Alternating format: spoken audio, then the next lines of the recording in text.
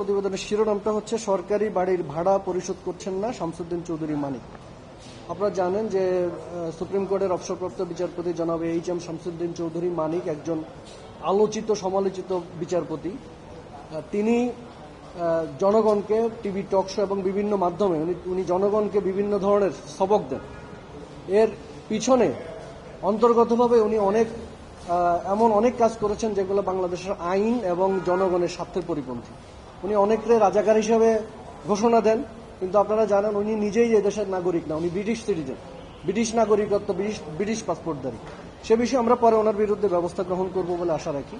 এই প্রতিবেদনে বলা হয়েছে উনি গুলশানের 35 নম্বর রোডে একটি সরকারি বাসা বরাদ্দ নিয়েছেন 2012 সালে এবং উনি অবসরে গিয়েছেন 2015 সালে। 2016 সালের এপ্রিলে উনি বাসাটা ছেড়ে দেওয়ার কথা, কিন্তু উনি ছাড়েননি। নোটিশ দেওয়ার পরও উনি ছাড়েননি, উনি ছেড়েছেন 2016 সালে। উনি যে অতিরিক্ত সময় এখানে বসবাস করেছেন, এই জন্য সরকারি এই বাসার ভাড়া এবং পরিষেবা বিল বাবদ 14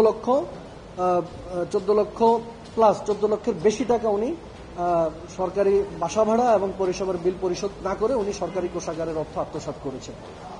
এছাড়াও আপনারা জানেন যে সরকারি বাসায় যারা থাকেন তারা বাসা যখন ছেড়ে দেন তখন উনি যে বিলগুলো পরিশোধ করেছেন এই মর্মে প্রয়োজনীয় কাগজপত্র উনি সরকারি যে আবাসন দপ্তর রয়েছে সংশ্লিষ্ট সেখানে জমা দিত। উনি এগুলো বিচারপতি জনাব এইচ.এম. শামসুদ্দিন চৌধুরী মানিক এগুলো কিছুই জমা দেননি।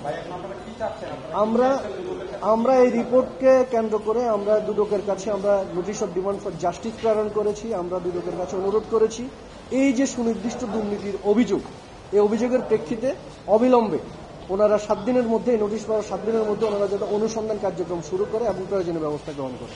যদি এর মধ্যে প্রয়োজনীয় ব্যবস্থা গ্রহণ না করা হয় তাহলে আমরা আইনগত ব্যবস্থা গ্রহণ করব, যার মধ্যে অবশ্যই আমরা মাননীয় সুপ্রিম কোর্টের হাইকোর্ট বিভাগে আমরা রিট পিটিশন দায়ের করব এবং সেটা উপযুক্ত বেঞ্চে আমরা শুনানি করব। আইনগতভাবে কোনো বাধা নেই। আপনারা জানেন এর আগে সুপ্রিম কোর্টের অ্যাপিলেট ডিভিশন অবসরপ্রাপ্ত একজন বিচারপতির বিরুদ্ধে দুদকের তদন্ত হয়েছে এবং রিপোর্ট হয়েছে, এটা আপনারা জানেন। এরকম হতে পারে এবং হয়েছে। এবং সাবেক প্রধান বিচারপতি যাকে জোর করে বাংলাদেশ থেকে তাড়িয়ে দেওয়া হয়েছে ওনার বিরুদ্ধে দুদক ব্যবস্থা গ্রহণ করে এবং সাজাও হয়েছে।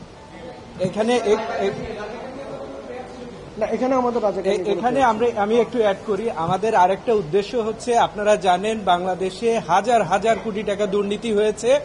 এই হাজার হাজার দুর্নীতির টাকা যদি সরকার আবার কোষাগারে ফিরিয়ে না নিয়ে আসতে পারে, এই টাকাগুলার বোঝা আমাদেরকে বইতে হবে। এটা শুধু দুর্নীতির টাকাই না, যেই টাকা দেশ থেকে পাচার হয়ে গেছে, এইভাবে প্রত্যেকের জায়গা থেকে এখন এগিয়ে আসার সময়। যদি এই টাকাগুলাকে ফিরিয়ে আনা না যায় তাহলে এই ঋণের বোঝা এবং আগামী দিনের যে অর্থনীতির আমরা সম্মুখীন হতে যাচ্ছি একটা বিপর্যয়, সেই জায়গা থেকে আমরা যদি দুর্নীতির টাকা এবং পাচার হওয়ার টাকা ফিরিয়ে আনার জন্য কোনো উদ্যোগ না নেই তাহলে কিন্তু আমাদের জন্য আরো খারাপ সময় অপেক্ষা করছে। সেই জায়গা থেকে আমরা মনে করি বাংলাদেশে যে সকল টাকা দুর্নীতি হয়ে বিভিন্ন জায়গায় পড়ে রয়েছে বা পাচার হয়ে গেছে, সেই জায়গাগুলো যেন সরকার ফেরত পায়।